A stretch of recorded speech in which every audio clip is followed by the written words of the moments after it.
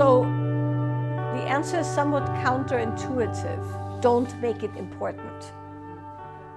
So what I mean by that is pick something, anything, and pick an amount of time that is so minute that there's absolutely no reason ever to not do it. So that's your secret portal into regular practice, is you essentially boil it down to the kind of thing that you can do while you brush your teeth or after you brush your teeth in the evening when you realize you haven't done it, right? That's how little it has to be. So maybe it's one song of nonlinear. The golden minimum, exactly. Steve has a whole talk about practice that I would give that in the teacher training, but I don't know if he has it somewhere else. But essentially what you do is you pick something that there's no way. So you like about to go to bed and you're like, shit, I forgot about this again. You go, okay. You turn a song on your phone and you just move even while you're brushing your teeth. Done. Right. So if you can sustain that, then you can add, but only then. And you'll also notice, if you give yourself permission to do that little, he talks about this in meditation. He's a meditator. He always says, if you just graze the cushion with your ass, then that's it, right? So it's that little. But when you do that, then you realize that when that pressure of it should be important is gone, you actually do a little bit more. Because now you're down there, you might as well, right? And so that's the thing to do. And then the second thing is, what do you pick? Well, before we talk about what do you pick, the other thing is there's a whole book about it. I forgot what it's called. I'll find it for you if you're interested in habit building. It's great habit building books out there, of dudes who have every second of their day organized. BJ Fogg, probably. So anyway, I saw a video. This is a sidetrack, but it's like I saw a video of a guy who, I don't know, on YouTube. I was waiting for something to upload. So, and he was showing that he tracks his mood every 10 minutes all day on a spreadsheet. And then with the tracking of the mood, he correlates it to the activities he's doing, and that is how he's optimizing his life. And I was like, you're a freak, So you are a freak, yeah. So I'm not, that's why I'm saying some of these books are like for guys who have taken it like to the whole other level. But one of the things in that book that has made a huge difference for me when I read it, which is such a duh, is that you will not remember to do the things if you can't see them. So one thing that I struggle with always, it's one of the very few things I struggle with, is taking supplements. It never even occurs to me. It's not even I brush my teeth and I'm like, I didn't take my supplements. 5 days can go by. I haven't even thought about it, right? And I hate supplements and the whole thing, right? So what I had to do is I had to which I also hate because I am a freak for the aesthetic, right? I had to prominently display the supplements somewhere where I cannot unsee them. They're in a corner of my kitchen under a thing, like an upper cabinet where there's like a corner where I just put them on a really beautiful tray, and that sits on a lazy Susan so I can roll them around. But I have to see them. And when I make my tea, I have to walk there, and that's where the reverse osmosis is, and I'd make a lot of tea. So every time I walk by there, I go, I should really take these. And it might take 3 or 4 times till I actually get to taking them, but I see them, and so eventually it will happen. Most days.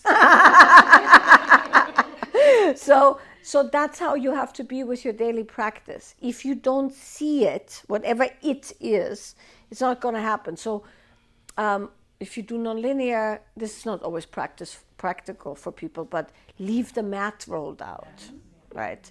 or have it standing somewhere if you can't do that, where it's like you can't unsee it, so to speak. Or if you're working, let's say, with the flavors, that's why the first set of those flavor cards comes with a little stand, like one of these little wood stands, where you put it in and then you put it somewhere on your desk, let's say, or next to your computer, where you're constantly looking at it. And even if you do nothing with it, every time you look at it, something happens in the body.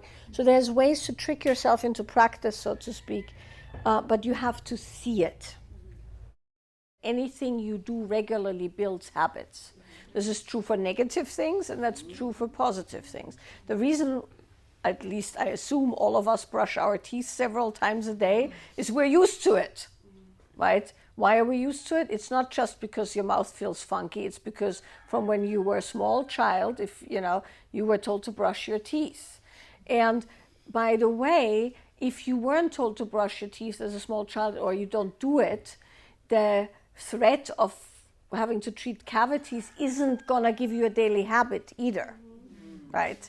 Only repetition will give you a daily habit. So in general, if you look at your life and you want to have things in your life that are positive, you have to identify those positive aspects and then repeat them over and over and over till they become essentially a part of your being, which is what Annette talks about, where when you don't do them, they flag as missing, right?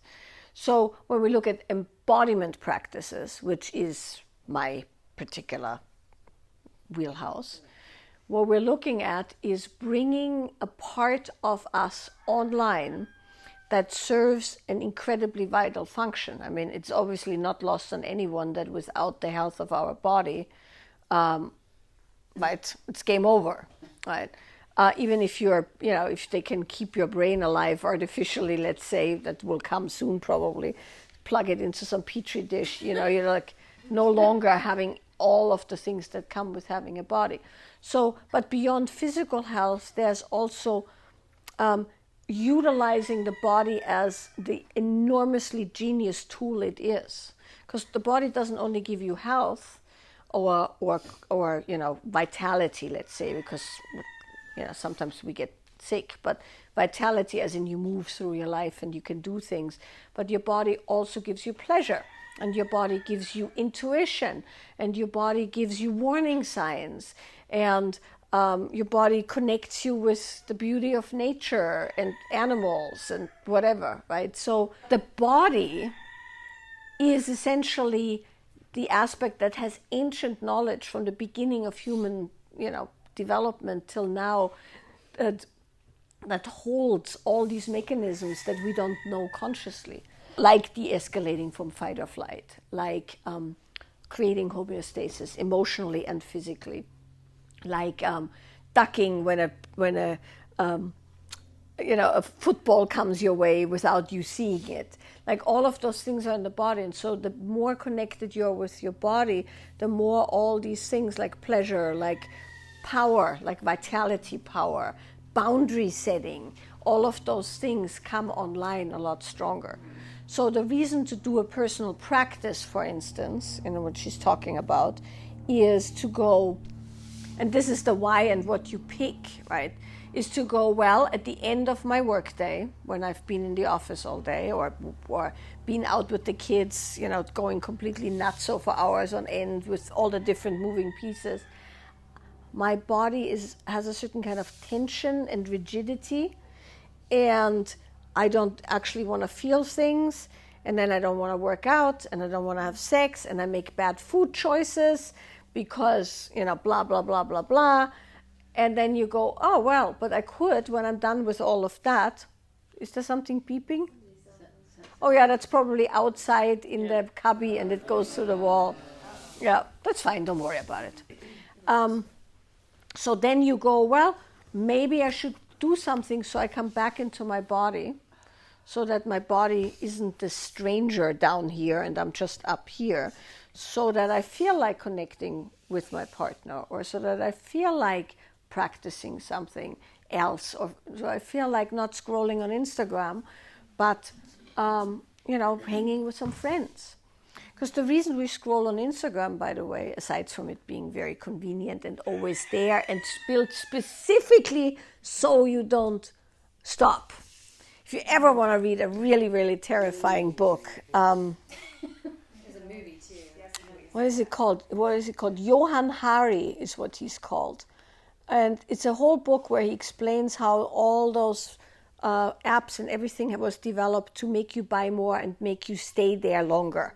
And yeah, it's intermittent reward. It's all of those kind of things. So why you do that, though, from a body standpoint, is because once your energy is up here, which is what happens when you think a lot and do a lot, because you need the energy up there, so it has to go up there, then you don't want it to come down because it's somewhat addictive to stay in that headspace and everything rolls around up here.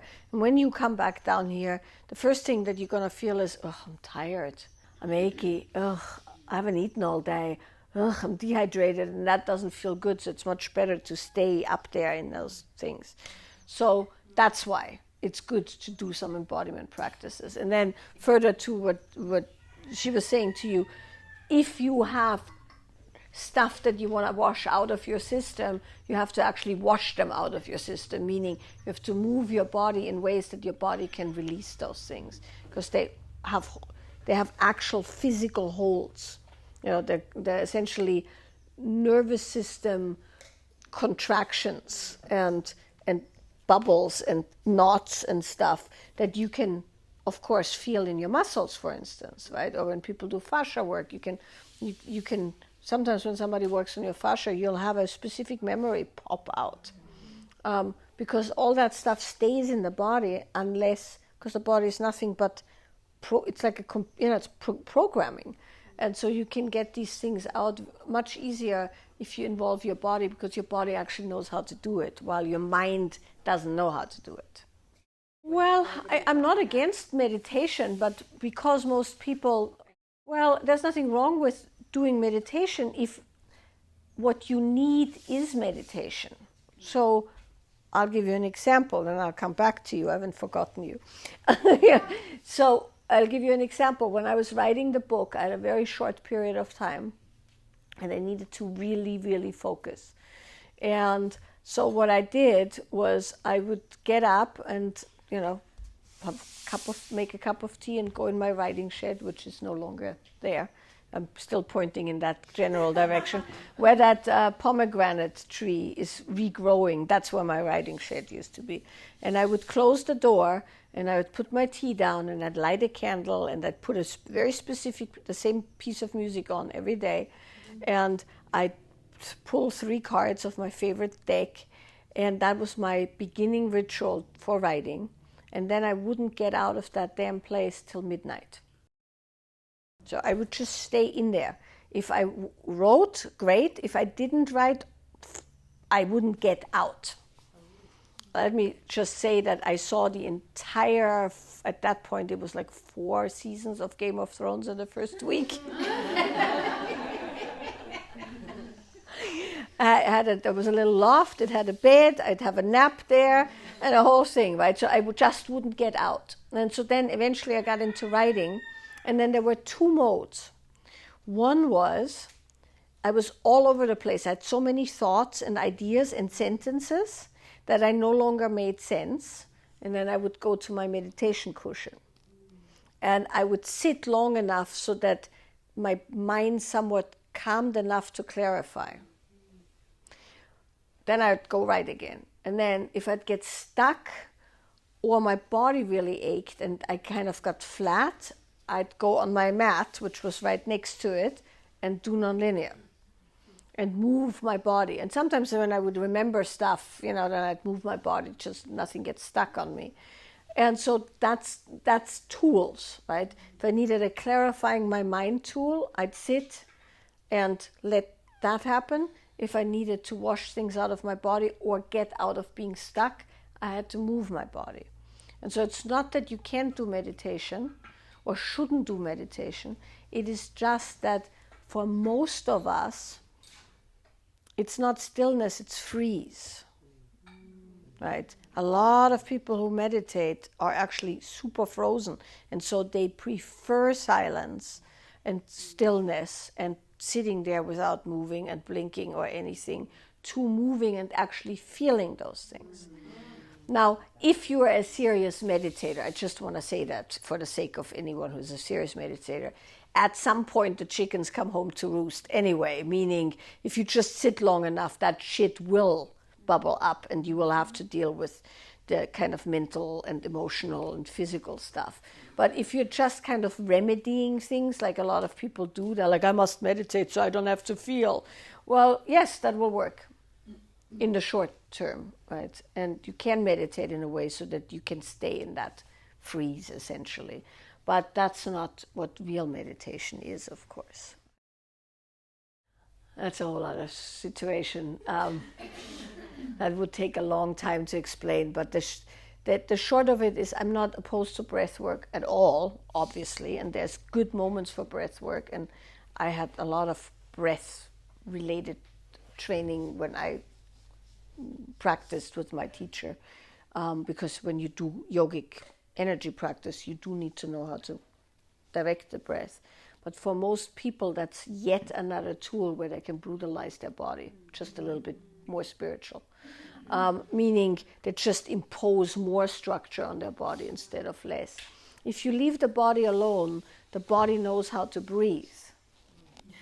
So I'm a big fan of not imposing on the breath at all in nonlinear.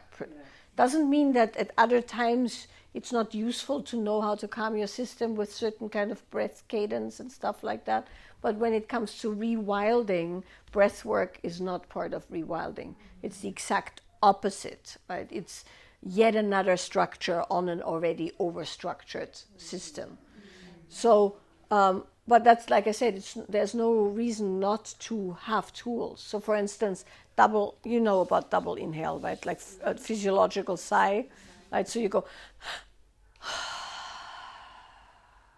that's the best calming breath, because that's what the body does naturally. If you've ever noticed when you're crying or so, at some point you're like, right? And then you can, yeah. So there is reasons to know about breath work and do breath work, but from a place of allowing the body to come back to what the body knows to do best, you don't want to impose anything, right?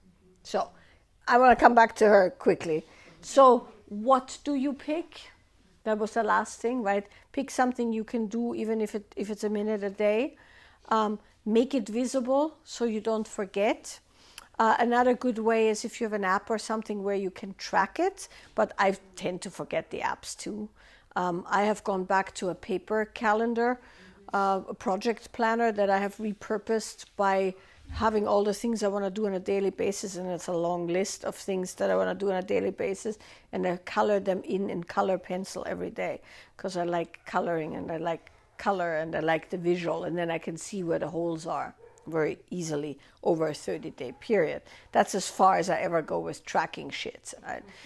But then I forget because I'm traveling and whatever. So, but whatever you can do. Problem is reminders don't really work, because if you're somewhere where you can't do it, what are you going to do? Snooze it for 6 hours straight every 10 minutes, right?